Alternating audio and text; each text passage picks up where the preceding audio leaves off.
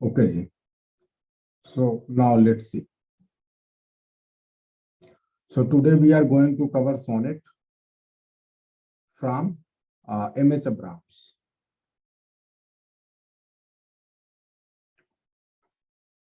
So see here,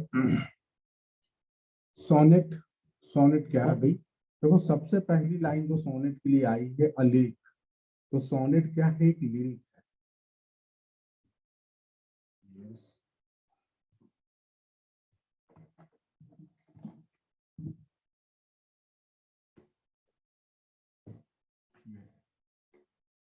Sonnet is a lyric poem consisting of a single stanza of 14 iambic pentameter. ठीक है। तो ये sonnet को कह रहे हैं कि एक ऐसा लिरिक होता है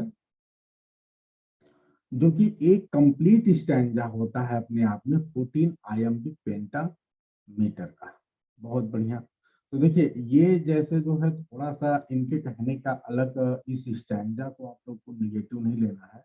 एक्चुअली ये होता क्या है कि अगर आप कंप्लीट देखेंगे तो पूरा पूरा सोनेट, पूरा पूरा सोनेट यदि देखेंगे आप तो उसमें 14 लाइन होती है एज अ होल यदि आप बात करें तो। और हर लाइन क्या होती है? आयम्बिक। ठीक है, आयम्बिक पेंटामीटर की होती है। तो सिर्फ ये एज अ होल बिना किसी डिवीजन के बता रहे हैं कि जब एज अ होल आप देखेंगे तो उस कंडीशन में सोनेट क्या होता है जी? पूरी 14 लाइन की होती है। और वो किसमें होती है जी? आयम्बिक पेंटामीटर की हर लाइन होती है। आगे देखते हैं जी। Linked by an intricate rhyme scheme. और ये जो 14 लाइन आपको आयम्बिक पेंटामीटर की दिख रही है, एक स्पेशल राइम स्कीम से जुड़ा होता है जो आसान नहीं होता है, इंट्रिकेट। ठीक है। तो एक जो है राइम स्कीम से जुड़ा होता है। ठीक है। और राइम स्कीम अभी हम आगे देखेंगे कैसे कैसे। There are two major pattern of rhyme. और जो राइम स्कीम ही है, जो इंट्रिकेट मतलब कॉम्प्लेक्स राइम स्कीम है, उसको समझाने के लिए आपको आगे दिया गया है और ये बता रहे हैं कि दो पैटर्न है राइम के सोनेट में। उसको हम देखते हैं कि कौन कौन से दो पैटर्न है आगे। तो जो सबसे पहला पैटर्न है, ऐसे तो एज अ होल 14 लाइन की पोएम है। जैसे हम सोनेट के बारे में क्या कहते हैं? Sonnet is a poem of 14 line written in iambic pentameter with some definite rhyme scheme. अब ये जो डेफिनिट राइम स्कीम है, अब बस यही बच रहा है कि डेफिनिट राइम स्कीम है क्या। ठीक है। उसको जो है हम अब आगे के दो डेफिनिट राइम स्कीम है उनमें देखते हैं भैया। तो सबसे पहला जो राइम स्कीम आता है वो कहता है जी, वो है इटालियन और पेट्रोर्कन सोनेट का। अब ये इटालियन या पेट्रोर्कन क्यों पड़ा? क्योंकि पेट्रार्कन इटालियन तो इसलिए क्योंकि ये देश है जहां पे सबसे पहले ये ओरिजिनेट हुआ। लेकिन पेट्रार्कन इसका नाम इसलिए पड़ा, named after the 14th century Italian poet.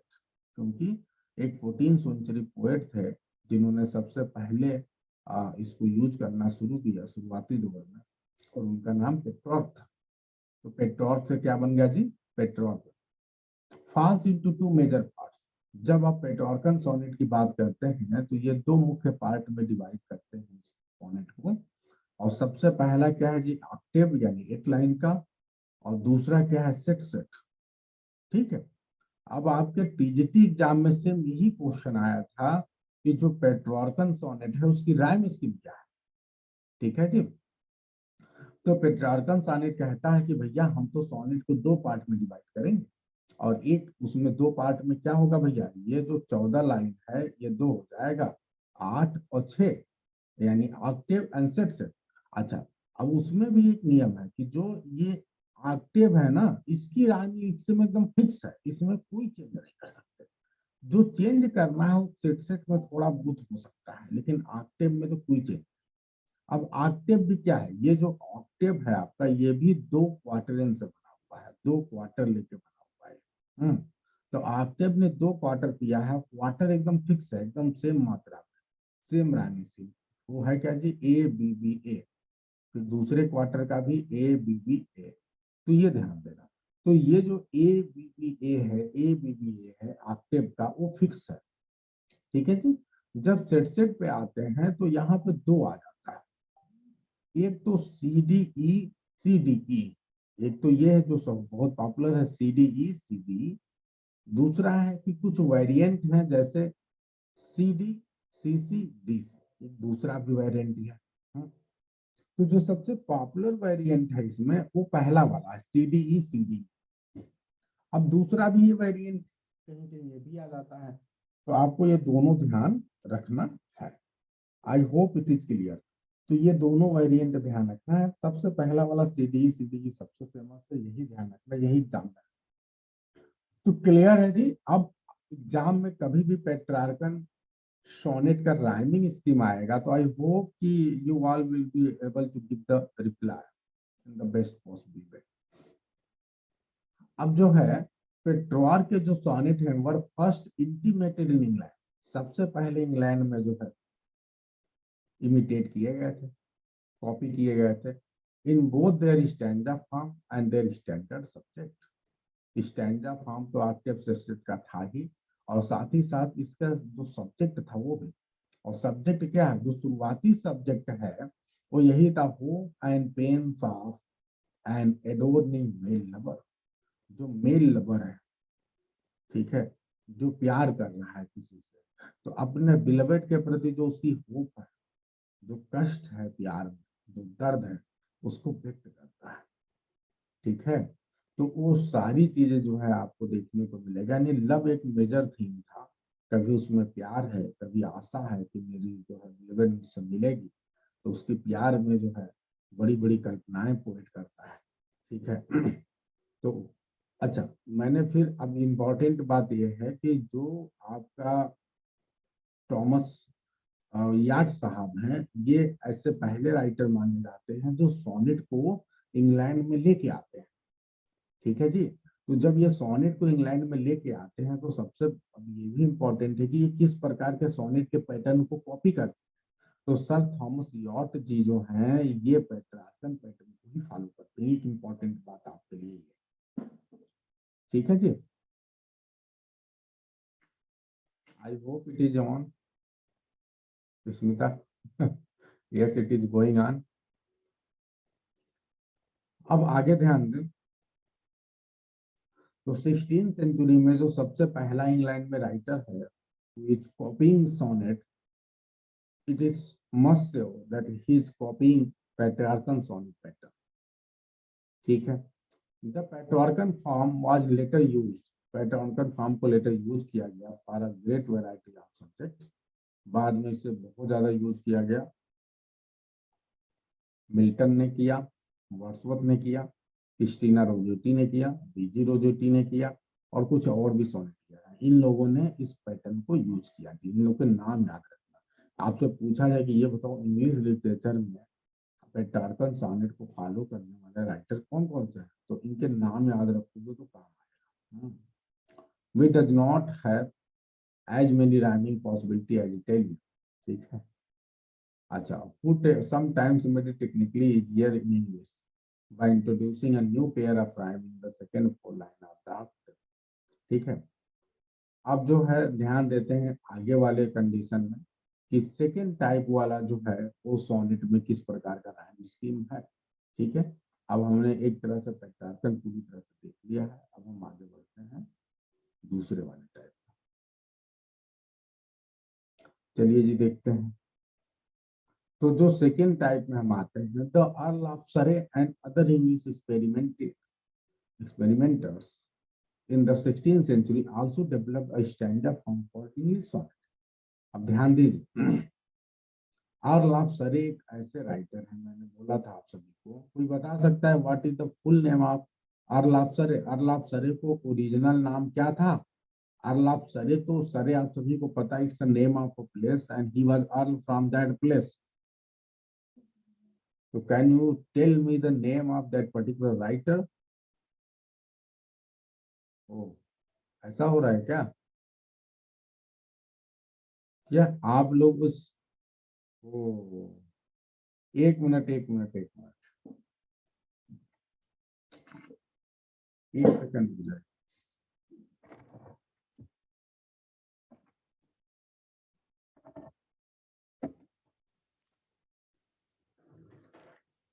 आप लोगों ने पहले क्यों नहीं बताया? अब मेरी आवाज क्लियर जा रही होगी।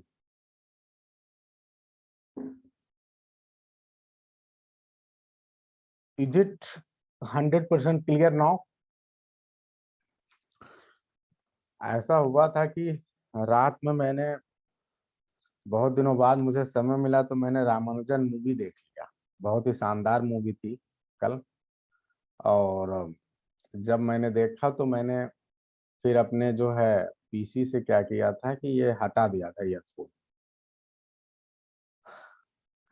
तो ईयरफोन जब हट गया था तो इस वजह से जो है ये कम आवाज आ रही थी। मैं इधर से ईयरफोन लगा चुका था, उधर बैक साइड से नहीं लगा था। कोई बात नहीं जी, चलिए। तो यस, मुझे नाम पता चलना चाहिए भाई कि ये जो अर्ल सरे जी हैं इनका नाम क्या है। अर्ल सरे तो ये इनके प्लेस से इनका डेजिग्नेशन है। सरे प्लेस का नाम है, अर्ल जो है यस हेनरी होवार्ड।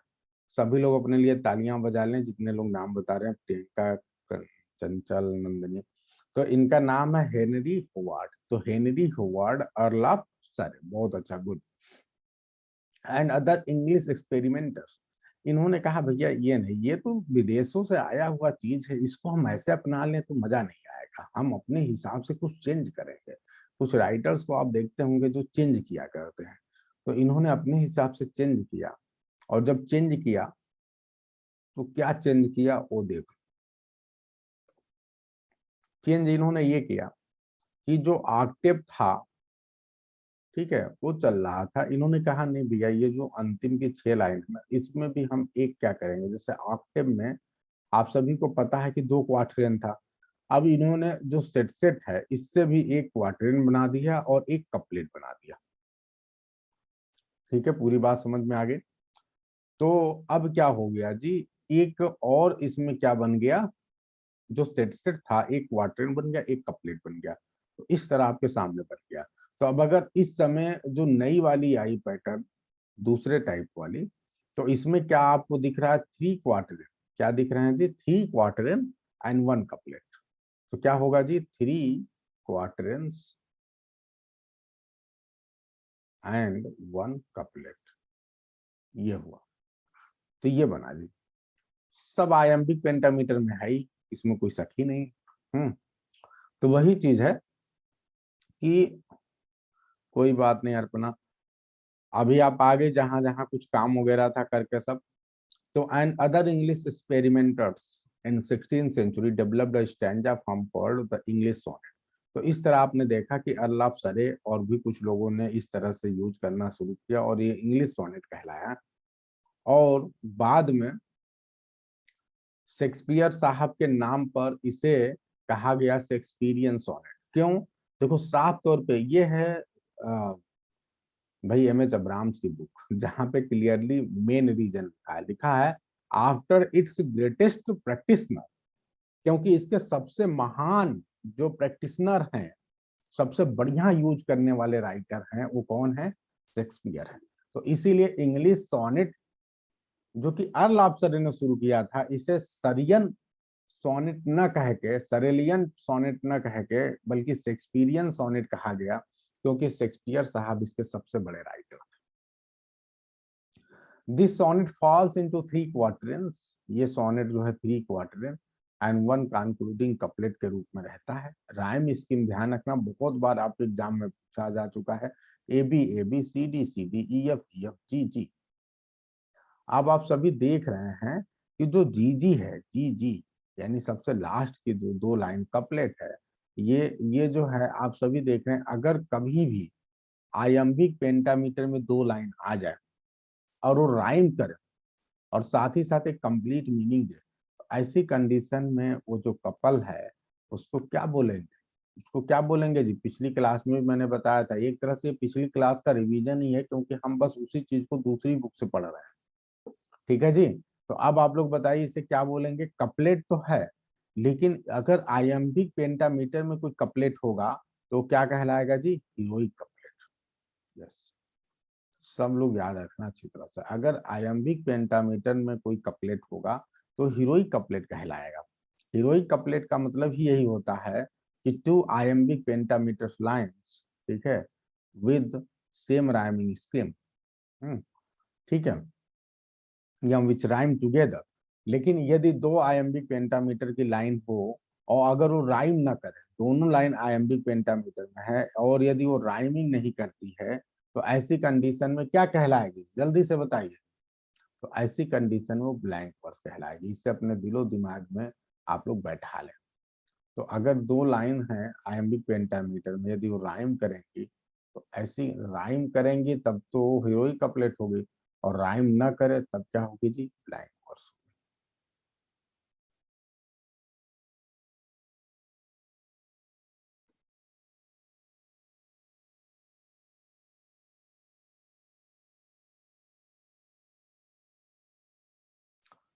अब ध्यान देंगे आप लोग कि जो शुरुआत में सोनेट का सब्जेक्ट था ना, एक सेकंड, जो सोनेट का सब्जेक्ट था आप सभी को पता है क्या था जी, लव।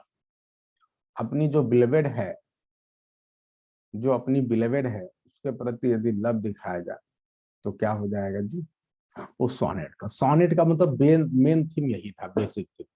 लेकिन हुआ क्या कि समय बदला और कुछ हमारे एक्सपेरिमेंटर्स आए, उन्होंने कहा ये क्या है भैया, लब तक ही सोनेट सीमित है, इतना प्यारा पोयम है 14 लाइन की, क्यों ना इसके सीमा को बढ़ाया जाए, इसके लिमिटेशन को बढ़ाया जाए। और लिमिटेशन बढ़ा के सबसे जो जॉन डन महोदय आते हैं, इन्होंने लिमिटेशन बढ़ाया और कहा नहीं, ये जो सोनेट है ना, अब हम इसको कहाँ ले जाएंगे, इसका जो प्राइमरी सब्जेक्ट है, और वास्तव में लव नहीं बल्कि एक सेक्सुअल लव की बात करता था बहुत ज्यादा। आप शेक्सपियर के जितने सोनेट को पढ़िए, आपको बहुत अजीब तरह से इमेजिनरी दिखेगी लव की। तो अब ये जो लव था, ठीक है, इसको कहाँ लेके चले गए, वैरायटी ऑफ रिलीजियस थीम, इसको रिलीजियस थीम पे लेके आ गए। और इस तरह इनके जो सोनेट कहलाए वो होली सोनेट कहलाए। कौन सी सोनेट कहलाए, तो जॉन डन ने एक दूसरे प्रकार इसके थीम को बदला और इस सोनेट को इन्होंने क्या कहा जी, ओके ओके, 2 लाइन छूट गया, उसको बता दे रहे। तो इन्होंने जो सोनेट था इसको क्या कहा जी, होली सोनेट्स, ठीक है। और इसमें इन्होंने रिलीजियस थीम रखा, और ये जो है स्पेशली अगर जॉन डन के होली सोनेट्स की बात की जाए तो इन्होंने 19 होली सोनेट्स लिखे हैं। अच्छा एक काम करना, ये 2 लाइन शायद छूट गया है, जाइए, 2 लाइन छूट गया है, वो शायद नीचे ही था।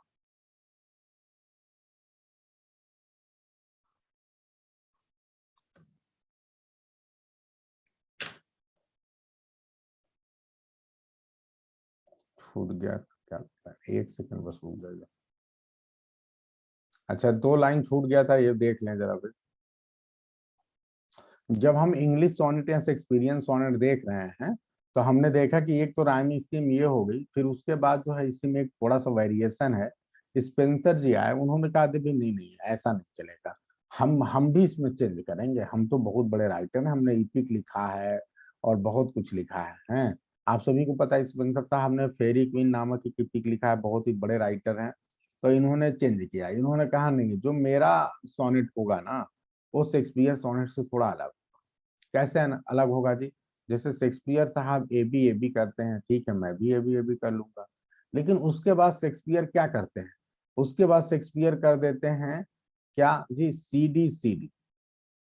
फिर क्या करते हैं, ई एफ। फिर क्या करते हैं, जी। तो ये कहते हैं मैं ये नहीं मानूंगा भाई, मैं ये नहीं मानूंगा। मैं क्या करूंगा कि भाई जब ये बताओ, जब ये सोनेट, ये जब 3 स्टैंजा आपस में मैच करते हैं, अगर ये मैच कर रहे हैं तो भाई हमको भी तो, जब 3 स्टैंजा में एक ही थीम है तो हम इनको अलग अलग क्यों रखें। तो इन्होंने ये कहा कि हम भैया क्या करेंगे, हम हर स्टैंजा को एक दूसरे से इंटरलॉक कर देंगे, हर स्टैंजा को एक दूसरे से कनेक्ट कर देंगे, क्योंकि उनकी थीम भी कनेक्टेड है। तो यही वजह थी कि जो अंतिम, जो पहले लाइन की अंतिम, जो पहले स्टैंजा की अंतिम राइम है, उसको दूसरे वाले की पहली लाइन से मैच कर दिया। तो अगर ए बी है तो अब दूसरा भी क्या होगा, बी सी हो जाएगा। तो अब इस तरह देख रहे हैं ना कि दूसरे स्टैंजा की पहली लाइन मैच हो गई। अब फिर इसी तरह तीसरी लाइन, जो तीसरी स्टैंजा होगी इसकी और चौथे की पहली, मैच हो जाएगी। तो अब क्या हो जाएगा जी, सी डी सी डी। लेकिन चूंकि जो कंक्लूडिंग होता है वो एकदम अलग होता है, यहाँ से उल्टा आ जाता है और थीम बदल जाता है, मीनिंग जो है कंक्लूडिंग पार्ट आ जाता है, तो इसमें इसको ई ई कर दिया, ई ई।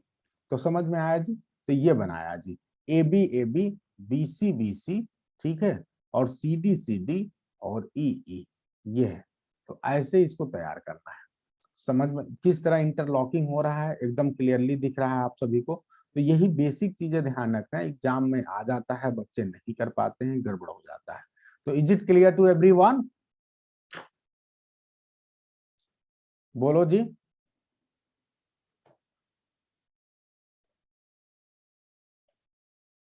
बहुत बढ़िया।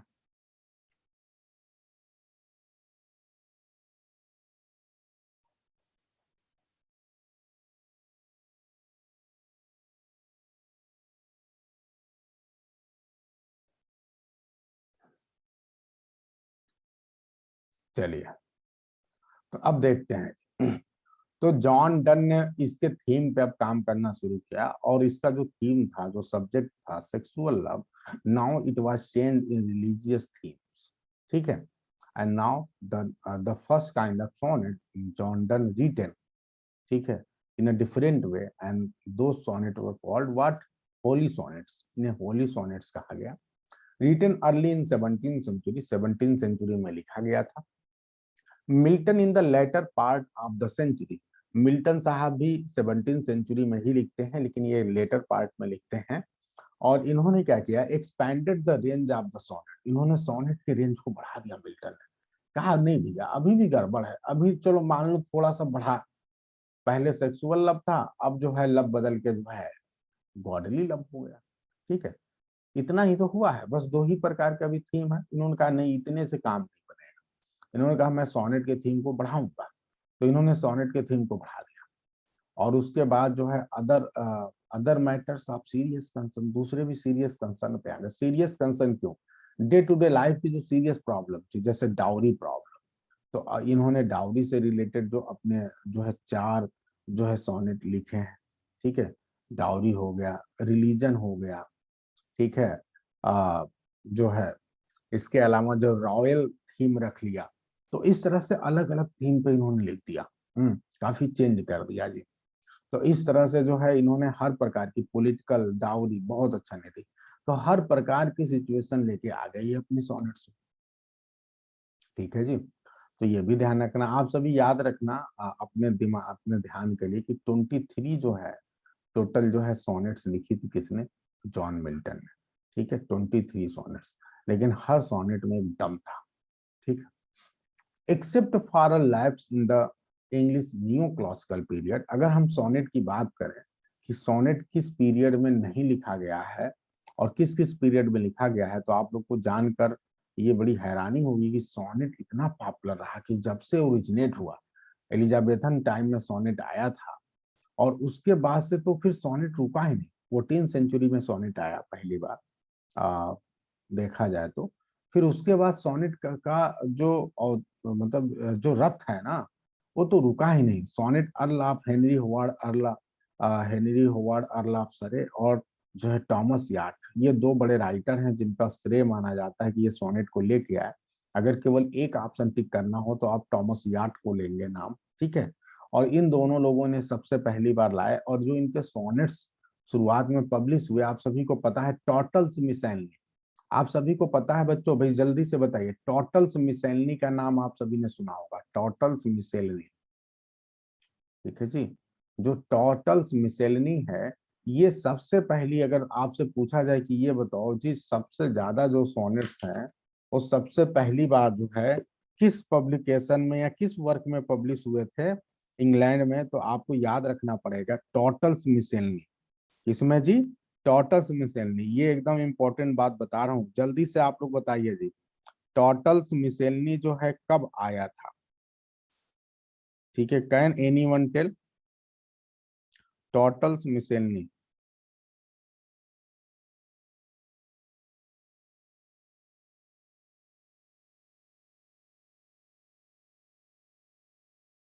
बहुत अच्छा, 1557।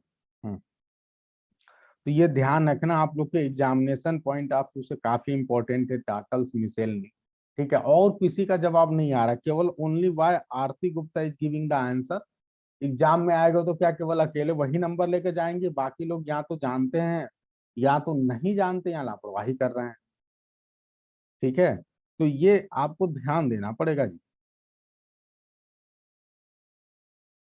अगर आपको, सब लोग को कोशिश करना चाहिए जितना आप जानते हैं, थोड़ा बहुत गलत सही जो भी आपको पता हो, ठीक है, आप सभी को जवाब देने की कोशिश करनी चाहिए।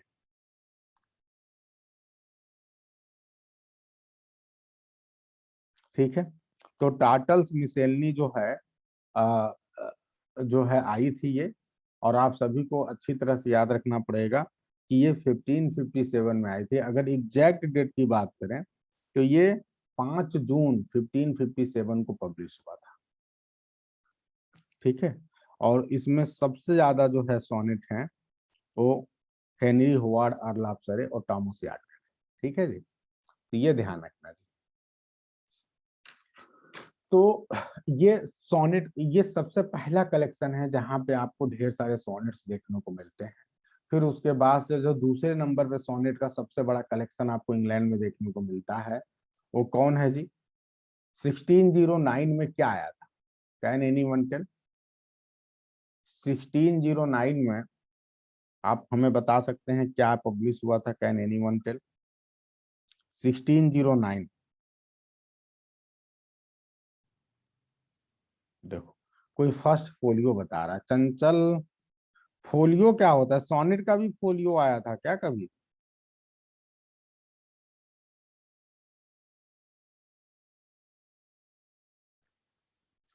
तो जो शेक्सपियर सोनेट पब्लिश हुए थे वो जो है पहली बार 1609 में पब्लिश हुए थे, और सारे सोनेट जो है शेक्सपियर के पब्लिश कर दिए गए थे। बहुत अच्छा, पब्लिशर का नाम है टीटी, टॉमस थॉर।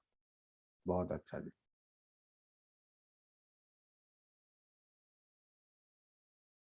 अच्छा, किसी ने कौन बोला? सॉरी सॉरी, अच्छा आपने सही बताया, सुभाष प्रासर जी ने बोला है ये। भाई फर्स्ट फोलियो क्या होता है जी? फर्स्ट फोलियो तो काफी इससे लेट में आया है ना, तो ऐसे मत गड़बड़ करिए। 1623 में फर्स्ट फोलियो आया था, वो प्लेज के लिए आया था। ठीक है, कोई बात नहीं, कोई बात नहीं चंचल। चलो जी, तो ये ध्यान रखना है, छोटी छोटी मगर मोटी बातें हैं। तो शेक्सपियर के क्या, आप, मेरा अगला क्वेश्चन है कि क्या शेक्सपियर के सारे सोनेट्स जो है, क्या सारे सोनेट 1609 में आ गए थे? नहीं, my next question, was Shakespeare's all sonnets published in 1609? तो यस, इट वाज 154।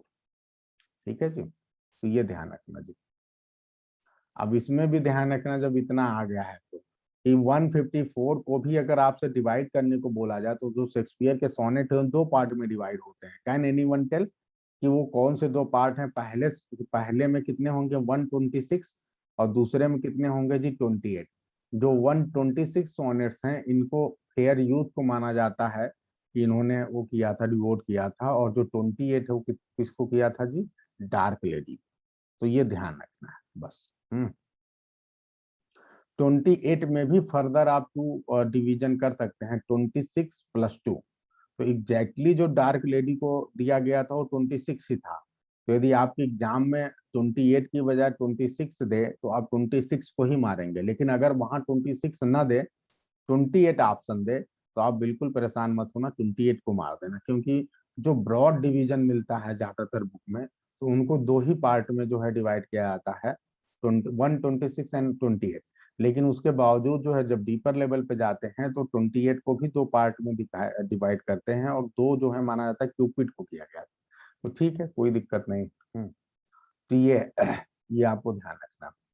तो ये बेसिक बेसिक चीजें थी, लेकिन ये एग्जाम में आती रहती हैं और आ सकती हैं, तो ये आप सभी को जानना चाहिए, इसलिए मैंने बता दिया। अच्छा जी, तो अब आगे बढ़ते हैं और ध्यान दीजिए यहाँ पे। तो इस तरह से जो है आपने क्या देखा कि except for a lapse in the English neo classical period, केवल ये नियो क्लासिकल ऐसा पीरियड था जिस पीरियड में जो है आप सोनेट लिखा हुआ नहीं दिखाई देगा। ठीक है, अब जो है अब ये तो टोटल्स मिसलनी वाला आप लोग इंटरनेट से देख लेना, ये कोई बहुत वो नहीं है, ये एग्जाम में कभी पूछा नहीं जाएगा, क्योंकि बहुत से सोनेटियर और कई लोग थे, सिर्फ सोनेट ही नहीं उसमें पब्लिश हुआ था, और भी कई प्रकार के पोएम्स आए थे। ठीक है, तो ये आप इंटरनेट से देख लेना, I am not clear about it. ठीक है, क्योंकि जो बहुत बेसिक चीजें होती हैं जो कभी काम की नहीं होती, तो फिर उस पर हम थोड़ा सा कभी आता नहीं है तो ध्यान नहीं दिए हैं, लेकिन आप लोग अपनी नॉलेज के लिए चेक कर लीजिएगा। तो चलिए, for a lapse of the English class neo classical period, जो नियो क्लासिकल पीरियड है, सिर्फ इस पीरियड में जो है आपको सोनेट लिखे हुए नहीं दिखाई देंगे, लेकिन अगर इस पीरियड को छोड़ दिया जाए तो sonnet has remained a popular form to the present day. ठीक है, आज तक सोनेट जो है पॉपुलर फॉर्म रहा है, and includes among the it's distinguished practitioner. ठीक है, इन द 19th सेंचुरी, अगर 19th सेंचुरी की बात करें तो इसमें जो सबसे पॉपुलर राइटर्स रहे, जैसे वर्ड्सवर्थ हो गए, कीट्स हो गए, एलिजाबेथ बैरेट ब्राउनिंग हो गई, और क्रिस्टीना रोजोटी हो गई, गैब्रियल डीजी रोजोटी हो गए, और 20th सेंचुरी में आप बात करें तो एडविन एलिंगटन रॉबिन्सन हो गए, एडना सेंट विंसेंट मिले हो गई, डब्ल्यू बी इट्स हो गए, रॉबर्ट फ्रॉस्ट हो गए, डब्ल्यू एच ऑर्डन हो गए, डायलन थॉमस हो गई। बताओ, ये 20th सेंचुरी के राइटर। तो आपको ध्यान रखना है कि ये कौन से राइटर्स जो हैं और किस सेंचुरी के इन लोगों ने लिखा है, तो ये आपके एग्जामिनेशन पॉइंट ऑफ व्यू से इंपॉर्टेंट है। ठीक है जी। अब एक बात मुझे यहीं पे बता दो, क्योंकि ये एग्जामिनेशन पॉइंट ऑफ व्यू से चीजें पूछी जाती हैं, जैसे एक बार पूछा भी जा चुका है कि ये बताओ कि लिरिक जो है किस एज में सबसे ज्यादा फेमस थी, या सबसे शानदार लिरिक किस एज में लिखे गए थे, तो अच्छी तरह से याद रखना कि एलिजाबेथन एज। इसी प्रकार से आपसे पूछा जाए कि ये बताओ जी, नियो क्लासिकल एज जो है किस प्रकार के लिए जो है पोएम्स के लिए जाना जाता है, तो नियो क्लासिकल एज में यदि सोनेट नहीं लिखा गया तो कोई एक प्रकार का पोयम तो लिखा जाता होगा जिसका बहुत ज्यादा जो है वो होगा। तो ये बताओ जी, सोनेट तो नहीं पॉपुलर था नियो क्लासिकल एज में, तो पॉपुलर क्या था आखिर, किस पर क्या पोयम लिखे ही नहीं गए थे नियो क्लासिकल एज में, या लिखे गए तो किस प्रकार के पोयम लिखे गए थे, ये बहुत इंपॉर्टेंट है। और कल आपके एग्जाम में पूछा जा सकता है कि ये बताओ भैया कि neo classical as was popular for which kind of poetic genre, या विच काइंड ऑफ पोइट्री, किस प्रकार के पोइट्री के लिए, या which kind of poetic form, किस प्रकार के पोइटिक फॉर्म के लिए नियो क्लासिकल एज जो है पॉपुलर था। तो अब किसी की जवाब नहीं आ रही है, बताओ जी, ऐसे कैसे चलेगा। ऐसे कैसे चलेगा। सटायर तो एग्जैक्ट वर्ड नहीं है, जब हम आपसे बात करेंगे तो वहां पे आपको उस प्रकार के पोइटिक फॉर्म को बताना है जिसमें मीटर भी पता चले। सटायर किसी मीटर को नहीं दिखाता है, सटायर तो एक बस टोन है कि उसमें ये चीज वो किसी प्रकार के पोयम में हो सकता है। ठीक है, सटायर था, इट इज करेक्ट, लेकिन ये मेन आंसर नहीं है अगर पोइटिक फॉर्म की बात करेंगे, जिसमें मीटर की भी बात होगी। अब सही आने लगा, लेकिन टाइम लग रहा है, और ये इतने अनुभवी लोग के साथ ये बुरा हाल हो रहा है कि इतनी बेसिक चीजें आप लोग नहीं बता रहे हैं। इससे ये पता चल रहा है कि आप लोगों ने लिटरेचर को ढंग से पढ़ा ही नहीं। ठीक है, और अगर फिर इसी वजह से दिक्कत हो रही है सब कुछ है। केवल 4 आंसर आए, और 4 आंसर में जो है काफी गलत भी आ रहे हैं।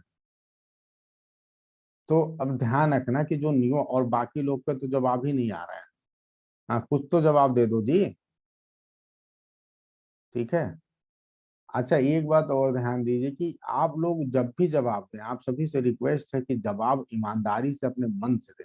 आपको जितना आ रहा उतना ही जवाब दें, लेकिन कोई नकल करके नहीं जवाब देगा, क्योंकि अगर आप नकल करके यहाँ हमारे सामने कोई भी आप में से यदि होशियार बनेगा तो वो आपके लिए पैरों पे कुल्हाड़ी होगी, क्योंकि मैं ये सोचूंगा कि आपको तो आ रहा है, ठीक है, और आपने क्या किया है, नकल करके दिया है, तो फिर वो आपको नुकसान करेगा। ठीक है, क्योंकि हमारी आपके प्रति दूसरे प्रकार की ओपिनियन बनेगी, अरे आपको तो सब आता है, फिर हम क्या करेंगे कि आपके प्रति हम निश्चिंत हो जाएंगे, और जब हम निश्चिंत हो जाएंगे तो आपका ध्यान नहीं रखेंगे। ठीक है जी। तो इसलिए बस रिक्वेस्ट है मेरा, मतलब ऐसा नहीं है मैं किसी के ऊपर, बस मैं ये बता रहा हूँ कि नकल नहीं करना है। अब ध्यान देना जी कि जब नियो क्लासिकल पीरियड की बात की जाएगी तो नियो क्लासिकल में 2-3 लोगों ने सही जवाब दिया है, हीरोइक कपलेट। हीरोइक कपलेट जो है सबसे फेमस जो है उस समय का जो है पोइटिक फॉर्म चल रहा था, हीरोइक कपलेट। तो ये ध्यान देना है, नियो क्लासिकल एज में हीरोइक कपलेट बहुत ही फेमस था। यानी दो जो भी पोएम्स लिखे जा रहे जैसे, और ये सही बात है कि अलेक्जेंडर पोप सबसे बड़े राइटर हैं, क्योंकि जो हीरोइक कपलेट में अगर अगुवाई करने की बात की जाए तो अलेक्जेंडर पोप हैं, और फिर उसके बाद दूसरे नंबर का कोई राइटर तो ड्राइडन है, क्योंकि यही दोनों राइटर इसके सबसे बड़े राइटर माने जाते हैं। ठीक है जी। तो ये ध्यान रखना कि Dryden and pope, Dryden pope तो बाद में आते हैं, ड्राइडन पहले आ चुके रहते हैं। तो हीरोइक कपलेट के सबसे बड़े प्रैक्टिशनर भी अगर माना जाता है, जिन लोगों ने हीरोइक कपलेट को एक परफेक्ट फॉर्म दिया, तो यही दो राइटर माने जाते हैं, ड्राइडन एंड पोप। और फाइनली पोप को जो है पूरा श्रेय जाता है इसको फाइनल पूरी तरह से एक अच्छा फॉर्म देने में। ठीक है। और इन लोगों ने अपने ज्यादातर वर्क जो है हीरोइक कपलेट में ही लिखे। ठीक है। तो आप अगर रेस्टोरेशन एज की बात करेंगे या रेस्टोरेशन एज के राइटर्स, तो उन्होंने हीरोइक कपलेट को ही लिया। ठीक है। तो ये ध्यान रखना है आप सभी को। तो यही वजह था कि हीरोइक कपलेट इतना पॉपुलर था कि सोनेट फॉर्म को लगभग नेग्लेक्ट किया गया है इन राइटर्स के द्वारा। ठीक है, ज्यादातर वर्क। यस, बिल्कुल स्मिता। तो I hope it is clear to everyone. तो ये ध्यान रखेंगे आप लोग, छोटी छोटी मगर मोटी बातें हैं, क्योंकि एक देखो एग्जाम में आपसे कैसे क्वेश्चन पूछता है, ऐसे ही पूछता है, और हम आप क्या करते हैं, जवाब नहीं दे पाते हैं। क्यों? क्योंकि हम तो उसके लिए तैयार नहीं होते हैं ना। अब जब इतनी बढ़िया बुक से हम पढ़ रहे हैं तो हम क्यों छोड़ें, हम अपने आप को ऐसा तैयार करेंगे कि भैया तुम कुछ भी पूछ लो हमसे, हम आपको हर जवाब देने के लिए तैयार हैं। तो हम एग्जाम में फिर तो करेंगे ही। यस। अब देखो कहीं जैसे स्मिता का बहुत बढ़िया कि इन्होंने पढ़ा ड्रामा सीरीज में, वहां से कनेक्ट कर ले गई कि ड्राइडन जो है ड्रामा सीरीज में, मैंने बताया था कि हीरोइक कपलेट में लिखा गया है ऑल फॉर लव। तो यही तो चीजें हैं, कनेक्ट करना है। ठीक है। अगर आप जो है चीजों को पढ़ोगे तो एम एच अब्राहम में पढ़ोगे तो वहां भी आपको मिलेगा। चलो जी आगे बढ़ते हैं। तो इस तरह आपने देखा कि सिर्फ नियो क्लासिकल पीरियड को छोड़ दें तो ऐसा कोई एज नहीं रहा जब जब जो है सोनेट का बोलबाला नहीं रहा, सोनेट हर एज में चला है। ठीक है। अभी मैंने कल क्लास में आप सभी को बताया था, एक नॉलेज दिया था कि ये बताओ जी, एलिजाबेथ बैरेट ब्राउनिंग जो है ये स्पेशल प्रकार की एक सोनेट सीरीज लिखती हैं। Can you tell me the name of that particular sonnet series? कोई मुझे बता सकता है कि इनके सोनेट सीरीज का नाम क्या है, या जो सोनेट लिखती हैं वो क्या है? यस, गुलाब चंद जी के लिए तालियां। Sonnets from Portuguese, sonnet from Portuguese. आप सभी को पता है कि एलिजाबेथ बैरेट ब्राउनिंग है, रॉबर्ट ब्राउनिंग के बीच बहुत ज्यादा प्यार था, और रॉबर्ट ब्राउनिंग से बड़ी थी एलिजाबेथ बैरेट ब्राउनिंग, वो बहुत बड़ी राइटर भी थी। और ये दोनों जो है मिलके एक साथ हनीमून मनाने गए थे। ठीक है, पुर्तगीज। तो इसीलिए वहां पे बेस करके इन्होंने जो है अपने जीवन की जो यादें हैं उसको जो है सोनेट्स फ्रॉम पुर्तगीज में जो है वो किया है। ठीक है, पिरोया है। ठीक है। तो ये चलिए जी आगे बढ़ते हैं। The stanza is just long enough to permit a fairly complex lyric development to the ingenuity and artistry of the poet. तो स्टैंजा जो होता है वो लॉन्ग इनफ है to permit a fairly complex lyric development. ठीक है। ये stanza जो है 14 लाइन की है, लेकिन इतना लंबा जरूर है। ठीक है, कि जो पोएट है उसके फेयरली कॉम्प्लेक्स लिरिक डेवलपमेंट को जो है आ, दिखा सके। और इसके अलावा जो है फिर भी इतना शार्ट है एंड सो एग्जिस्टेंट। ठीक है, एग्जिस्टेंट का मतलब क्या होता है? सो डिमांडिंग। ठीक है, इतना डिमांडिंग है इन इट्स राइमिंग। आप सभी को पता है कि इसकी राइमिंग स्कीम एकदम फिक्स्ड है, उसमें आप चेंज नहीं कर सकते। एज टू पोज, पोज का मतलब है यहाँ पे प्रेजेंट। प्रेजेंट यहाँ एग्जिस्टेंट का मतलब होता है कि demanding. as to pose to present a standing challenge to ingenuity and artistry of the poet। ठीक है, ingenuity का मतलब होता है क्रिएटिविटी, आर्टिस्ट्री आप सभी को पता है आर्टिस्टिक क्वालिटी। तो वास्तव में ये पोयम आप सभी को पता है मात्र 14 लाइन की है, तो यानी 14 लाइन में जो है आपको लिरिक डेवलपमेंट भी दिखाना है। लिरिक में आप सभी को पहले ही पढ़ा चुका हूँ, लिरिक डेवलपमेंट दिखाने का मतलब क्या हुआ कि आपको एक फीलिंग को उठाना है, किसी एक फीलिंग को उठाना है और उस फीलिंग का इंट्रोडक्शन होगा, फिर उसके बाद उसके डेवलपमेंट पे बात होगी, यानी उसको आप आगे की लाइन में डिस्कस करेंगे और फाइनली जो एंड में क्या होगा कि एक कंक्लूडिंग पार्ट होगा, यानी 2 लाइन आप सभी देखते हैं कंक्लूडिंग पार्ट होता है, तो जिसमें जो है आपको उसके फीलिंग को एंड भी करना है। तो एक कोई फीलिंग को आप उठाओगे, किसी थीम को उठाओगे, फिर उसे आप डिस्क्राइब करोगे, फिर फाइनली एक सोल्यूशन पे आ जाओगे। तो आपको लिरिक की तरह जो है लिरिक का पूरा डेवलपमेंट भी दिखाना है इस 14 लाइन में, और साथ ही साथ आप सभी को पता है बहुत छोटा भी है और एक राइमिंग स्कीम भी फॉलो करना होता है, तो ये इतना आसान नहीं होता है किसी भी पोएट के लिए। ठीक है, तो ये पोएट के क्रिएटिविटी और आर्टिस्ट्री पे डिपेंड करता है कि वो इसको अच्छे तरह से कर पा रहा है कि नहीं। The rhyme pattern of the Petrarchan sonnet has on the whole favored a statement of problem। देखो अब सीधे तौर पे आ रहा है डीपर लेवल पे कि अगर आप पेट्रार्कन सोनेट की बात करते हैं तो उसकी जो राइम स्कीम है, ठीक है, उसमें जो है has on the whole favored a statement of problem, a situation, incident in the octave। तो जब उसके ऑक्टेव की आप बात करते हैं तो ऑक्टेव में क्या मिलता है आपको, एक प्रॉब्लम मिलता है, स्टेटमेंट ऑफ प्रॉब्लम, या सिचुएशन का स्टेटमेंट मिलता है, या इंसिडेंट, किसी इंसिडेंट की बात होगी, सिचुएशन की बात होगी, या प्रॉब्लम की बात होगी, किसमें जी, ऑक्टेव में। और फिर उसके बाद with resolution in the set set, और सेट सेट में क्या मिलेगा जी, रेजुलेशन मिलेगा। ये मैं बहुत, जो पिछली लेक्चर थी यदि आप लोगों ने देखा होगा तो वहां मैंने बहुत डीपर लेवल पे ये चीज बताया है आप सभी को। ठीक है, तो अगर आप जब बात करते हैं ऑक्टेव की, जब पेट्रार्कन सोनेट की बात करते हैं तो पेट्रार्कन सोनेट में क्या आपको मिलेगा जी, ये आपको जो ऑक्टेव मिलेगा, जो 8 लाइन मिलती है, तो यहाँ पे जो 8वीं वाली लाइन होती है ना, इसके एंड में जो है, जहाँ पे ये थॉट एंड होने वाला होता है, जो प्रॉब्लम है, जो सिचुएशन है, जो इंसिडेंट है, जिस चीज को पोएट ने उठाया है, वो यहाँ पे एंड होगा 8वीं लाइन के एंड में। तो 8वीं लाइन के एंड में क्या होगा, आपको एक पॉज मिलेगा, क्या मिलेगा जी, एक पॉज मिलेगा। इस पॉज को ही हम क्या बोलते हैं, सेजूरा बोलते हैं। क्या बोलते हैं जी, सेजूरा। तो ये जो पॉज होता है इसी को सेजूरा बोलते हैं इटालियन लैंग्वेज। तो ये जो सेजूरा होता है ये बताता है कि भैया यहाँ पे अब जो ये बात थी, जो पहली 8 स्टैंड 8 लाइन वाली, वो खत्म हो चुकी है और यहाँ से एक नया थॉट आ रहा है। इसके जो बाद की लाइन होगी ना, वहां से एक नई थॉट आ रही है, एक नई आइडिया आ रही है, और जो नई आइडिया आ रही है नवे लाइन से, ठीक है, उस आइडिया को हम क्या बोलते हैं जी, उल्टा। तो ये उल्टा जो होता है इसी को बोलते हैं change of thought, change of idea, change of idea, change of thought. तो ये जो उल्टा आता है, यानी आपको 8वीं लाइन के एंड में क्या मिलेगा जी, सेजूरा, और 9वीं लाइन के, और जो जहां पे सेजूरा होगा इसका मतलब कि इसके बाद से आपको क्या मिलेगा जी, उल्टा मिलेगा। तो ये बहुत ही बेसिक चीज है जो आप सभी को ध्यान रखना है एग्जामिनेशन पॉइंट ऑफ व्यू से। क्या होता है, पॉज तो बहुत आसान है, लेकिन जब सेजूरा आ जाता है तो बच्चे कंफ्यूज हो जाते हैं, उल्टा आ जाता है तो कंफ्यूज हो जाते हैं।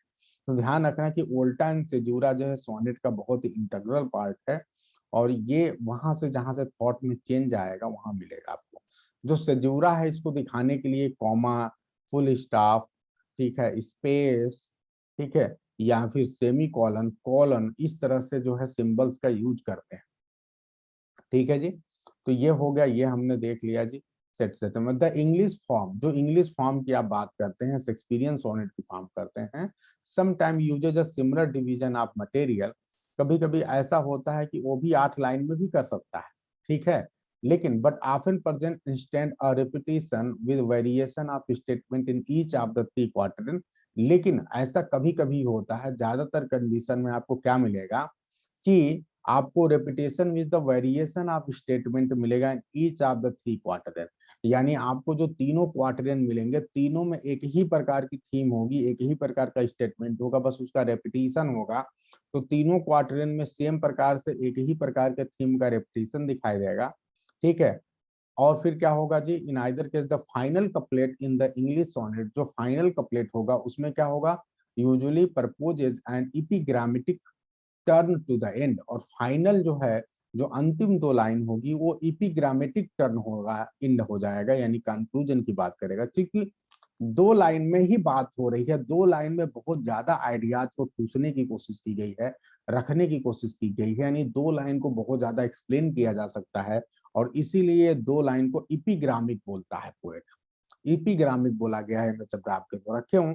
क्योंकि जो बात जो है 6 लाइन में कहा जा रहा है पेट्रार्कन सॉनेट में, वही बात जो है मात्र 2 लाइन में कहने की जब कोशिश की जाएगी, तो आप समझ सकते हैं कि वो 2 लाइन अपने आप में एक इपिग्रामिक होगी, यानी उसको काफी आप आगे बढ़ा सकते हैं, ठीक है, काफी ज्यादा एक्सप्लेन कर सकते हैं, ठीक है।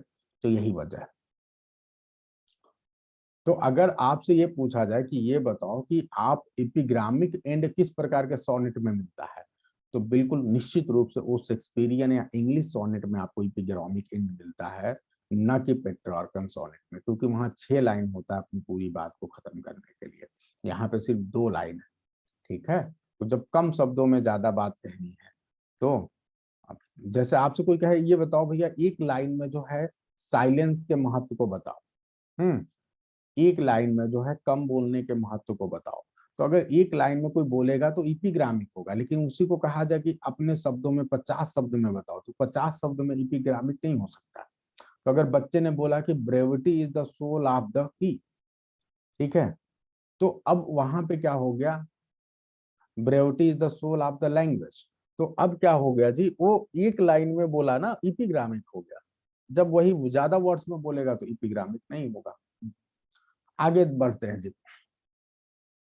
इन ड्रेटन फाइन एलिजाबेथन सोनेट, एक एग्जांपल यहाँ पे पोएट दे रहा है, हालांकि हमने ऑलरेडी जो है ऑन हिज ब्लाइंडनेस को बहुत डीपर लेवल पे देख लिया है, तो हम यहाँ अपना ज्यादा समय नहीं लगाएंगे, लेकिन फिलहाल आपको दिखा दे रहे हैं कि जो ड्रेटन है इनके जो एलिजाबेथन एक सोनेट है, आप सभी समझिए ड्रेटन साहब भी एक बहुत बड़े एलिजाबेथन सोनेटियर रहे हैं इन इंग्लिश फॉर्म। इनके एक सोनेट का नाम है since there is no help come let us kiss and part. बहुत ही शानदार पोएम है, आप लोग पढ़िएगा, बड़ा आनंद आएगा। तो पोएट जो है एक पोएम लिखता है जिसका टाइटल है कि अब तो कोई लग ही नहीं रहा है, हाँ हमारे तुम्हारे बीच में प्यार बचा है, तो एक काम करते हैं, बस अंतिम बार किस करते हैं और एक दूसरे से अलग हो जाते हैं, ठीक है। तो टुनटुन का मन भर चुका है अपनी प्रेमिका से, तो कहता है चलो भैया अब बस अंतिम बार हम लोग एक दूसरे से मिलते हैं और फिर यहाँ से एक दूसरे को भूल जाते हैं, ठीक है। तो ये कुछ ऐसा ही है, सोनेट है और बहुत ही शानदार है। तो आप लोग पढ़िएगा। एक एग्जाम्पल ये इसलिए बस आपको दिया जा रहा है, पढ़ लेते हैं, थोड़ा सा देखते हैं कि इस सोनेट में है क्या, थोड़ा सा देख लो। पोएट ये कहता है कि जो है द लवर, ठीक है, ब्रस्क्वली डिक्लेयर्स इन द फर्स्ट क्वार्टरेन, पहले ही क्वार्टरेन में जो है पोएट ये बात कहता है, ठीक है, कि अब कोई प्यार नहीं है, तो चलो अंतिम बार जो है किस करते हैं, एक दूसरे से अलग हो जाते हैं, ऐसा पोएट जो है, ऐसा जो लवर है वो कह रहा है पहले क्वार्टर में। And then reiterates the second in the second and he is glad that affair has cleanly ended, ठीक है, और फिर सेकंड स्टैंजा में फिर आता है, फिर कहता है कि चलो अच्छा है कि अब जो हमारा अफेयर जो है बहुत बढ़िया से खत्म हो रहा है। Then hesitates at the finality of the parting in the third quarter, लेकिन जैसे नेक्स्ट क्वार्टरन में आता है, ठीक है, और फिर वहां फिर हेजिटेट करने लगता है, ठीक है। अब वो उसे लगता है कि कैसे हम अलग होंगे, हैं, फिर उसे प्यार की पुरानी चीजें याद आने लगती हैं। तो जो फाइनल जो थर्ड स्टैंजा में आता है, तो फिर वहां पे हेजिटेट करने लगता है अलग होने में। And in the concluding couplet, और जो फाइनली कंक्लूडिंग कपलेट में आता है, सडनली ड्राफ्ट हिज स्वैगर, बहुत बढ़िया। स्वैगर का मतलब आप समझते हैं, स्वैगर का मतलब क्या होता है, कि स्वैगर का मतलब कोई व्यक्ति जो अपने आप को बहुत ज्यादा कॉन्फिडेंट मतलब दिखाए, जैसे बहुत ज्यादा हम कभी कभी नहीं होते हैं, बहुत ज्यादा कॉन्फिडेंस दिखाते हैं, तो कहते हैं स्वैग से करेंगे सबका स्वागत। आप लोगों ने सलमान खान का गाना सुना होगा, बहुत अच्छा वर्ड है स्वैगर। ये आपको एमएच अब्राहम की बुक में ही मिल सकता है।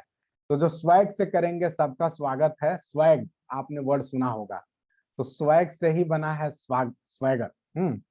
तो ये जो स्वैगर है, स्वैगर में क्या होता है ना कि हम ऐसा एटीट्यूड दिखाते हैं कि हमारे जितना कॉन्फिडेंट तो कोई है ही नहीं, हमसे बढ़कर तो कोई है ही नहीं।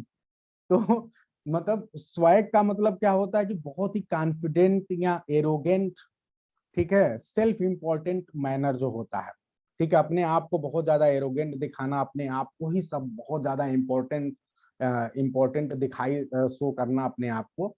तो जो स्वैगर है, जो उसने दिखाया कि हम बहुत बड़े इंपॉर्टेंट हैं, पहली लाइन में बोला कि चलो अब बस ठीक है, बहुत हो गया, अब तुम्हारा हमारा आज से कहानी खत्म। लेकिन फिर उसके बाद क्या हुआ, फिर धीरे धीरे उसको एहसास हुआ है इतना आसान थोड़े ना प्यार करना और तुरंत उससे मुक्त हो जाना, ठीक है। तो भाई तो ऐसा ही हुआ, पहले लाइन में स्टैंजा में तो बहुत जोरदार तरीके से बोला, दूसरे में बोला हाँ हाँ अलग हो जाएंगे, लेकिन तीसरे स्टैंजा आते आते उसका जो जितना भी स्वैग था वो खत्म होने लगा। तो इस तरह से जो है फाइनली जो है उसने स्वैगर जो है ड्रॉप कर दिया, और फिर जो है लास्ट प्ली का ठीक है, और मेक लास्ट प्ली, और फाइनली जो है रिक्वेस्ट करता है कि नहीं मुझे छोड़ के मत जाओ, है लास्ट वाले स्टैंजा में जो कंक्लूडिंग वाला होगा। तो here is the third quatrain couplet, सबसे लास्ट जो है ये थर्ड क्वार्टरन है, जहाँ पे आप देखते हैं कि जो है वो फाइनली जो है उसे अपने प्यार का एहसास होता है, और फिर वो डिसाइड करता है कि नहीं अपने प्यार को नहीं छोड़ सकता, और फिर अपने बिलीवेड से रिक्वेस्ट करता है कि काइंडली जो है मुझे छोड़ के मत जाओ। तो पढ़ना आप लोग, शानदार पोएम है, ठीक है। तो ये है, तो जो शुरुआत के 3 स्टैंजा हैं उसमें लगभग एक जैसा ही थीम है, ठीक है, लेकिन फाइनल जो स्टैंजा होता है वहां पे अचानक पूरी तरह से चेंज हो जाता है और उल्टा आ जाता है। जैसे यहाँ पे देखिए, जो 3 स्टैंजा है शुरुआत के, तो जो तीसरी वाली स्टैंजा है यानी 12th लाइन है, 12th लाइन के बाद आपको देखिए सेमी कॉलन दिख रहा है, यानी ये सेमी कॉलन आपको पहले कहीं पर भी नहीं दिखेगा।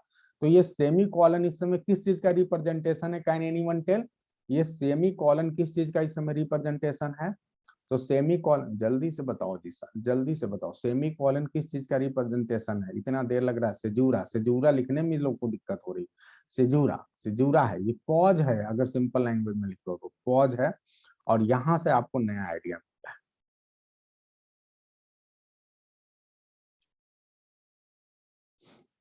ठीक है जी,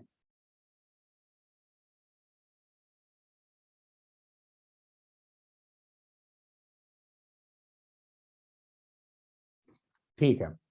अब आते हैं जी सोनेट सीक्वेंस पे। सोनेट सीक्वेंस में पहले ही बता चुका हूँ आप सभी को, पिछली जो क्लास थी, तो यहाँ पे बिल्कुल भी समय बर्बाद नहीं करते हैं। सोनेट सीक्वेंस या सोनेट साइकिल लगभग एक ही जैसी चीज है, ठीक है। इसमें सीरीज ऑफ सोनेट्स जो है कनेक्ट होती हैं, लिंक्ड होती हैं एक दूसरे से, exploring the varied aspect of the relationship between lovers, ठीक है।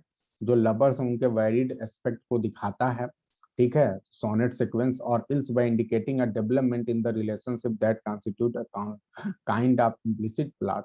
और ये भी लगता है कि हो सकता है एक प्रकार के रिलेशनशिप को डेवलपमेंट करता है ये, ठीक है। तो ये जो है एक प्रकार के प्लॉट को भी दिखाता है कि पहले तो मतलब कैसे कैसे उनके रिलेशनशिप में जो है आगे जो है कहानी बढ़ती है, तो उसको भी ये सोनेट सीक्वेंस दिखा सकता है क्रम से एक एक चीज। Shakespeare ordered his sonnets in a sequence. Shakespeare ने भी, आप सभी को पता है कि अपने सोनेट्स को एक सीक्वेंस में ही ऑर्डर किया है, और इसी तरह से जो है सिडनी ने किया इन स्टाफल एंड स्टेला में, जो 1580 में आया था, ठीक है। आप सभी को मैं स्टाफल एंड स्टेला पिछली क्लास में बता चुका हूँ। स्टाफल का मतलब होता है स्टार लवर, स्टेरा मतलब होता है स्टार, तो ये अपनी जो है लवर के लिए लिखता है, ठीक है। इसी प्रकार से जो है स्पेंसर ने एमारोटी लिखा है 1595 में।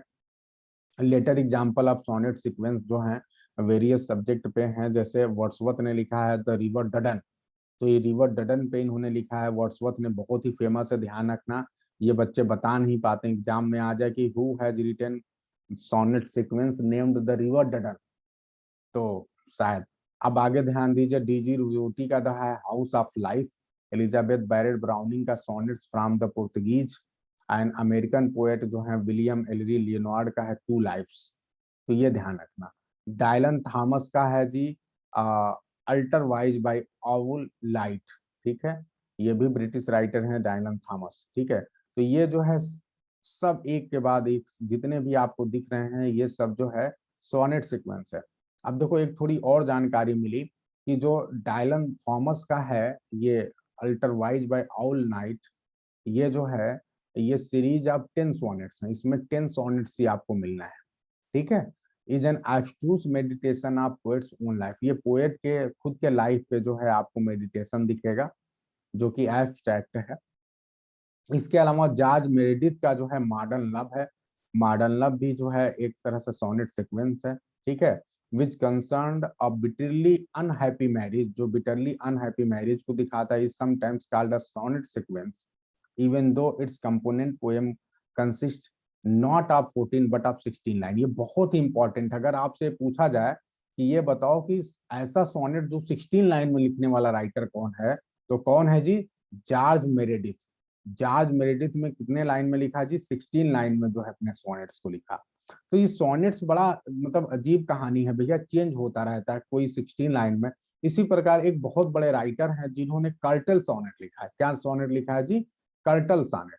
तो कर्टल सोनेट लिखने वाले राइटर का नाम बताइए जी, कर्टल सोनेट लिखने वाले राइटर का नाम बताइए। हॉपकिंस, जीएम हॉपकिंस नाम है इनका जी। क्या नाम है जी? जीएम हॉपकिंस, ध्यान रखना। अब मुझे आप में से कोई बताएगा कि जो जीएम हॉपकिंस हैं वो किस एज के राइटर हैं जी? जीएम हॉपकिंस किस एज के राइटर हैं? जो बताएगा मन खुश कर देगा मेरा। जीएम हॉपकिंस मॉडर्न एज के राइटर हैं कि जो है विक्टोरियन एज के, कि रोमांटिक एज के, कि एलिजाबेथन एज के? कौन बताएगा मुझे? Who will tell? बहुत अच्छा, सब लोग अपने लिए तालियां बजा लो। और कर्टल की स्पेलिंग सही कर लो, CORTAL, कर्टल सानेट, ठीक है, ये बोलते हैं। अच्छा, ये जो कर्टल सानेट लिखे गए वो कितनी लाइंस में लिखे गए थे? तो ध्यान रखना 10.5, 10.5 में लिखा गया था। अगर कभी कभी 11 लाइन भी आ जाए तो बुरा मत मानना, कर देना। 11 लाइन भी सही है, 10.5 भी सही है, ठीक है। तो अगर एग्जाम में 10.5 नहीं है, 11 है, तो 11 भी करेक्ट है, क्योंकि है तो 11वीं लाइन ही ना। तो करके आ जाओगे जी एग्जाम में, गड़बड़ी तो नहीं होगी जी। अब एकदम इस मौका नहीं छोड़ना आपको, ऐसा आप लोग को तैयारी करना है ना कि भैया एग्जाम में कुछ भी पूछ लो, हमें तो सब आता है, ये वाली कहानी करनी है हमें, है ना। हमें तो कुछ भी अब छोड़ना नहीं है। तो बस जी, सोनेट आपका खत्म होता है। उम्मीद है कि आप लोगों ने, यार वाह, स्मिता के लिए तालियां हो जाए जी। पाइट ब्यूटी बहुत ही शानदार एग्जाम्पल है, और हर जगह जो है लोगों ने पढ़ा होगा, ग्रेजुएशन के सिलेबस में था पाइट ब्यूटी। बहुत ही शानदार पोएम। तो उम्मीद है कि सोनेट आप लोगों ने बहुत बढ़िया से समझा होगा, बहुत डीपर लेवल पे समझा होगा, ठीक है जी। अब मैं जल्दी जल्दी आप सभी से क्वेश्चन पूछता हूँ, टाइम आ गया है रिवीजन का। और हालांकि मुझे उम्मीद है कि आप सभी को बहुत अच्छे से तैयार हो गया होगा, क्योंकि हम लोगों ने इसे लगातार 2 दिन पढ़ लिया है। और आप लोगों ने तो अब तो भैया 2-2 3-3 बुक से पढ़ रहे हो, क्या कहना आप लोग के हैं? MH अब्राम्स, बी प्रसाद, पद्मजा अशोक, क्या बात है। तो अब तो आप लोग के कहने ही क्या है। इतना बढ़िया आप लोग डीपर से डीपर लेवल पे पढ़ रहे हो, कभी ऑन हिज ब्लाइंडनेस का एग्जाम्पल, तो कभी एलिजाबेथन राइटर का एग्जाम्पल देख रहे हैं आप, क्या बात है। तो अब जो है फाइनली कुछ प्रश्न है, ठीक है।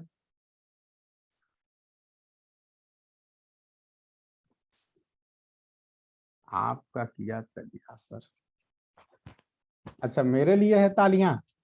अरे मैं तो सोच रहा था किसी और के लिए। बहुत बहुत धन्यवाद भी, अगर मेरे लिए तालियां आप लोग बजा रहे हैं तो। हम्म, चलिए जी। तो what does what does turn what does turn of thought what does turn in thought represent in sonnet? Which word, ठीक है, in sonnet represents turn of thought या टर्न इन थॉट? तो याद रखना सभी लोग, वोल्टा, ठीक है। Pause is represented pause is represented in sonnet pause is represented in sonnet. क्या है जी? पॉज को कैसे रिप्रेजेंट करेंगे जी? बहुत अच्छा, सजूरा, CAESURE, आज रट लो इसे। ये सब लोग गलत बीच बीच में लिख रहे हैं स्पेलिंग, लिख लो इसकी स्पेलिंग सही सही अपनी कॉपी में, CAESURA, जियूरा। ठीक है जी, याद रखना। अब मुझे जो है ये बताइए, जो पेट्रार्कन सोनेट है इसकी राइम स्कीम क्या है? What is the rhyme scheme of Petrarchan sonnet? Petrarchan sonnet की राइम स्कीम क्या है? तो मुझे राइम स्कीम आपका जो है ऑक्टेव का नहीं चाहिए, मुझे सेट सेट के दो राइम स्कीम चाहिए, सेट सेट के दो rhyme scheme. What is the two variation of set set, ठीक है, इन पेट्रार्कन सोनेट, बताइए जी जल्दी से। पेट्रार्कन सोनेट में जो दो वेरिएशन है वो क्या है? और किताबें बंद हैं कि नहीं है? अगर मैंने नहीं बोला किताब बंद करने का मतलब, इसका मतलब किताब ओपन नहीं रखना है। तो क्या होगा जी? CDE CDE CD CCDC। बहुत अच्छा, बहुत अच्छा जी, राजकुमार जी, सुभाष जी, बहुत अच्छा। ऊपर नंदनी ने एक बताया था, तो इसे जो है बताना, अच्छा नीचे बता रहे हैं लोग लगातार, सॉरी। ठीक है जी, बुक क्लोज है कि नहीं? ईमानदारी चल रही है अपनी आप से? धोखाधड़ी करेंगे तो फिर भगवान सब देख रहा है। कहा जाता है कि आप हमारे सामने तो कर सकते हो नकल, क्योंकि हम दूर बैठे हैं, लेकिन भगवान तो वहां से आपके ऊपर ही बैठा है, वो सब देख रहा है आपको। तो अगर हमसे धोखाधड़ी करोगे कोई बात नहीं, लेकिन भगवान से धोखा करके कहाँ जाओगे? तो ये बात ध्यान देना है भैया। हाँ, नकल नहीं करना है। अच्छा, अब मेरा नेक्स्ट क्वेश्चन ये है कि इंग्लिश सोनेट, ठीक है, दिस राइम स्कीम AB, ठीक है, CD, EF, GG, ठीक है, it was, this rhyme scheme was brought into England for the first time by whom? This rhyme scheme, ठीक है, was brought for the first time in England by whom? अब देखो चंचल गड़बड़ी कर रहे हैं, आप सही कर लिया इन्होंने। राजकुमार जी ध्यान दीजिए। अब ये तीन ऑप्शन आपके सामने है, सरे, सरे, शेक्सपियर, चार ऑप्शन, तीन ऑप्शन, सरे, शेक्सपियर और स्पेंसर। देखते हैं कौन, फिर से सुन लो, ABC, सरे, शेक्सपियर एंड स्पेंसर, कौन है जी? हम्म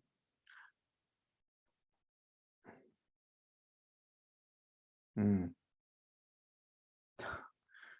तो ध्यान देना है कि वो है हेनरी हॉवार्ड अर्लाप सरे।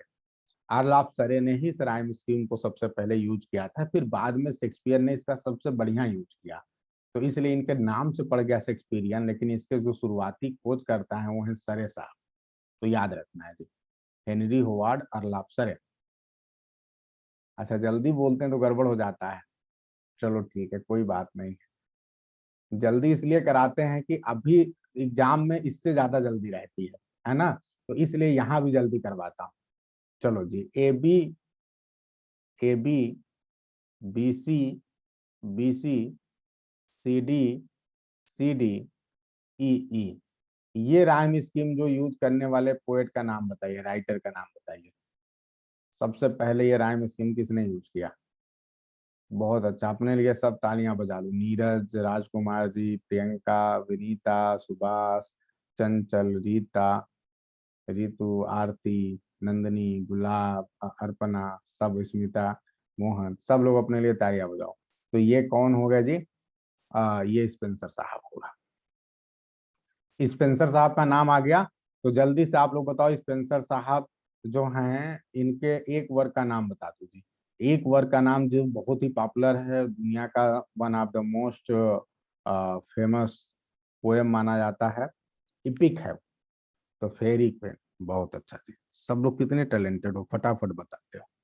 अच्छा, अब मुझे एक प्रश्न है आप सभी से कि ये बताओ जी, जब हम कहते हैं मिल्टॉनिक सोनेट, तो सबसे पहले ये बताओ जी, मिल्टन साहब जो है, यानी मिल्टॉनिक सोनेट जो लिखा गया, वो इंग्लिश सोनेट के बेस पे लिखा गया कि पेट्रार्कन सोनेट के बेस पे लिखा गया? यानी मिल्टन ने जो सोनेट लिखे हैं वो इंग्लिश सोनेट यानी शेक्सपियरियन के पैटर्न को अपनाया कि पेट्रॉर्क के पैटर्न को अपनाया? ये बताओ जी। ठीक है जी, स्मिता बहुत बढ़िया। अभी जो पूछा जा रहा है उस पे आइए, कि जो मिल्टन साहब ने अपने सोनेट्स लिखे हैं वो इंग्लिश पैटर्न को अपनाया कि पेट्रार्कन पैटर्न को अपनाया? तो नंदनी, चंचल और निधि का मानना है कि पेट्रार्कन पैटर्न है, फिर और सारे लोग भी पेट्रार्कन बोल रहे हैं, कोई पेट्रियार्कन बोल रहा है, पेट्रार्कन। तो याद बिल्कुल सही है, पेट्रार्कन पैटर्न को अपनाया मिल जाती है। अब मेरा आप सभी से प्रश्न है, ये कल की क्लास जो सुना होगा वही बता पाएगा कि ये जो मिल्टन साहब पेट्रार्कन पैटर्न को अपनाते हैं, तो क्या ये कोई चेंज करते हैं, क्या कोई चेंज करते हैं मिल्टन साहब, और चेंज करते हैं तो क्या करते हैं? क्या ये कुछ चेंज भी करते हैं कि सीधे सीधे पेट्रार्कन पैटर्न को अपना लेते हैं? अगर चेंज करते हैं तो क्या चेंज करते हैं, कोई बता दीजिए, सबसे मेजर चेंज बताओ, पहला चेंज बताओ। दो चीज से चेंज करते हैं, चलो एक तो थीम में चेंज किया, थीम क्या कर दिया जी इन्होंने, बहुत बड़ा कर दिया, इन्होंने वैरायटी ऑफ थीम्स पे लिखा। दूसरा जो फॉर्म है, जो इसका फॉर्म है उसमें क्या चेंज करते हैं, दो चीजों में चेंज करते हैं, एक तो थीम में यानी सब्जेक्ट मैटर पे चेंज करते हैं, और दूसरा पोइट्री के इसके जो फॉर्म है ना उसमें भी चेंज लाते हैं। चेंज क्या लाते हैं? 9वें लाइन में नहीं, 8वीं लाइन में चेंज लाते हैं। तो इनका जो उल्टा है ना वो 9th लाइन से शुरू ना होके 8वीं लाइन के बीच से ही शुरू हो जाता है। क्या हो जाता है जी, जो 8वीं लाइन है ना उसी के बीचों बीच में उल्टा शुरू हो गया। जबकि नॉर्मली रूल क्या है, उल्टा कहाँ शुरू होना चाहिए, 9वीं लाइन से शुरू होनी चाहिए। ठीक है, और जो सिजूरा होनी चाहिए वो सिजूरा कहाँ आनी चाहिए, 8वीं लाइन के एंड में आनी चाहिए। लेकिन इनका सिजूरा क्या आ जाता है जी, बीचों बीच में, 8वीं लाइन के बीचों बीच में आ जाएगा। ठीक है, तो ये चेंज करते हैं कि 8वीं लाइन के बीचों बीच में ही टर्न ऑफ थॉट कर देते हैं, 8वीं लाइन के बीचों बीच में ही सिजूरा ला देते हैं।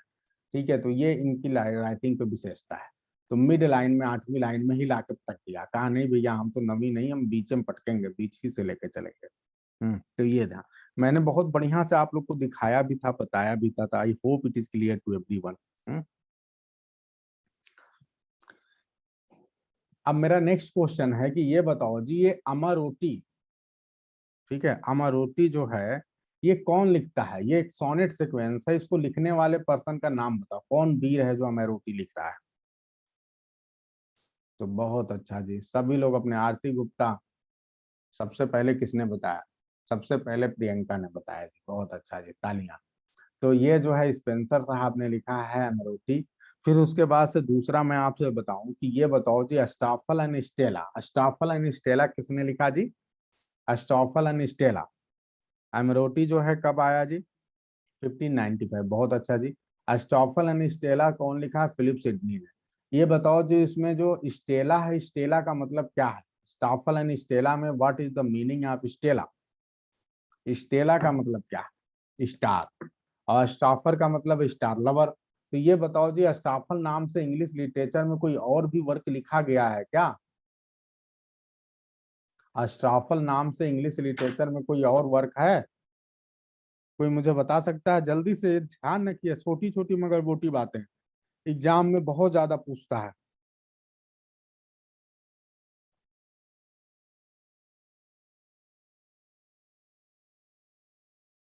एस्टॉफल पोयम किसी ने लिखा है जी, और ये है क्या?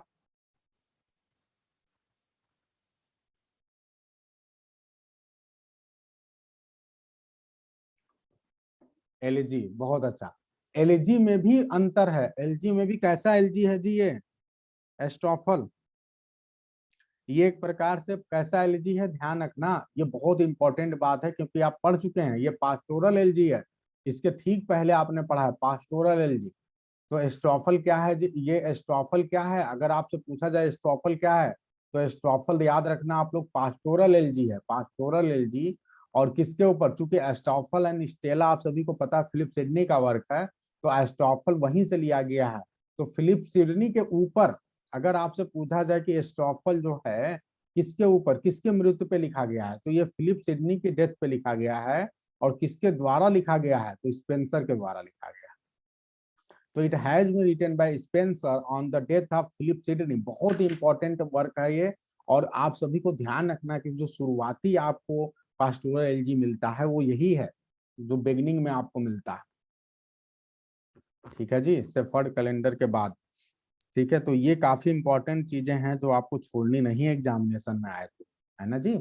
छोटी छोटी मगर मोटी बातें हैं। हाँ, इसीलिए जो चीज कनेक्ट हो रहा है यहीं से कनेक्ट करा रहा हूँ आप सभी को, कि कुछ छूटे ना अब आपके एग्जाम के लिए। ठीक है जी। अब मेरा नेक्स्ट क्वेश्चन है कि उस राइटर का नाम बताइए जिसने एक पोयम लिखा है, since there is no help come let us kiss and part. Since there is no help come let us kiss and part. Who has written this particular poem? Drayton. बहुत अच्छा प्रियंका, बहुत मन लगा के पढ़ रही है, सबसे पहले जवाब दे रही है जी। प्रियंका, विनीता, आरती, नंदिनी, सुभाष, ड्रेटन, स्मिता, ठीक है, रितु, चंचल, ठीक है जी, ड्रेटन। अब नेक्स्ट सबसे लास्ट क्वेश्चन आप सभी से है, last two question. Who has written house of life? House of life किसने लिखा है? Sonnet sequence house of life, कौन बताएगा जी? House of life sonnet sequence किसने लिखा है?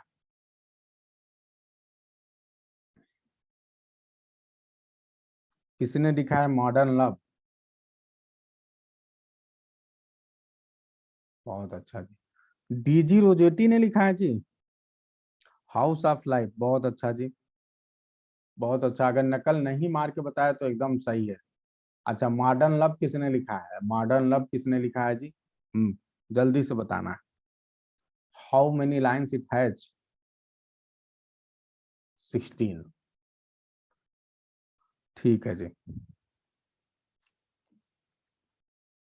चलो जी, तो आज की क्लास यहीं रखते हैं। आप लोग तो बहुत पढ़ रहे हो आजकल, 1.5 घंटे पढ़ ले रहे हो।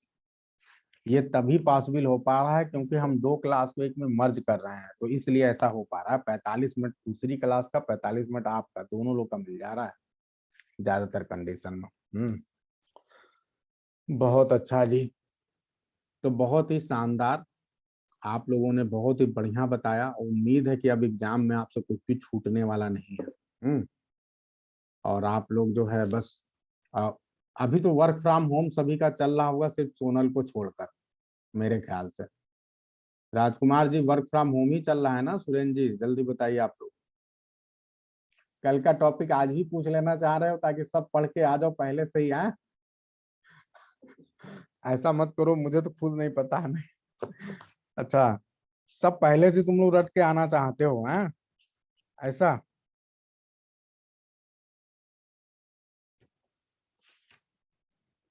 अब तो मुझे लग रहा है सारे टॉपिक लगभग हो गए, कल से टायर पढ़ा देंगे। कल से टायर पढ़ा देंगे। 3 दिन के लिए जाना पड़ता है, 50% अटेंडेंस है। अच्छा राजकुमार जी, ऑड इवेंट का कहानी चल रहा आपके यहाँ?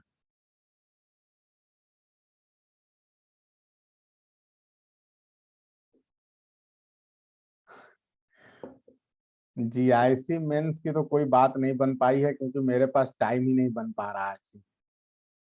सॉरी। और एक्चुअली जीआईसी का एग्जाम भी टल गया है अब, शायद अप्रैल में है ना, 1 अप्रैल को है आप लोग का एग्जाम। तो इस वजह से जो है सबका जो है इस समय शांत हो गए हैं सब लोग, धीरे धीरे अपना काम कर रहे हैं। तो आप भी धीरे धीरे तैयारी करिए सुभाष जी। हम्म। अच्छा अच्छा, 13 मार्च को है। हाँ, फिर भी डेट टल गई है। एलटी की वैकेंसी का तो भैया जो, एक सेकेंड, जो आपका ये आया है उसने तो जो शेड्यूल दिया है यूपीपीएससी ने, इसने तो एलटी का उसमें नाम भी नहीं दिया। बड़ा भाई कहानी है इसका। हम्म। तो वैकेंसी तो आएगी ही, लेकिन ठीक है, आए आनी तो है ही देर सब। हम्म।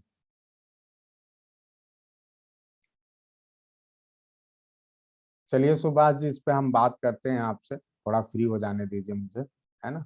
मुझे 3 4 अभी कॉलेज में लगातार मैं कुछ काम में बिजी हूँ। तो संभवतः अगले संडे हम आपसे, आप अगले संडे को मैम से बात कर लीजिएगा, मुझसे बात करवा देंगे आप। ठीक है, अभी थोड़ा समय भी है, तो आप मैम से बोल देना, वो बात करवा देंगे। ठीक है जी, बस आज की क्लास इतनी रखते हैं, मिलते हैं कल की क्लास में with a new lecture. Good day to everyone.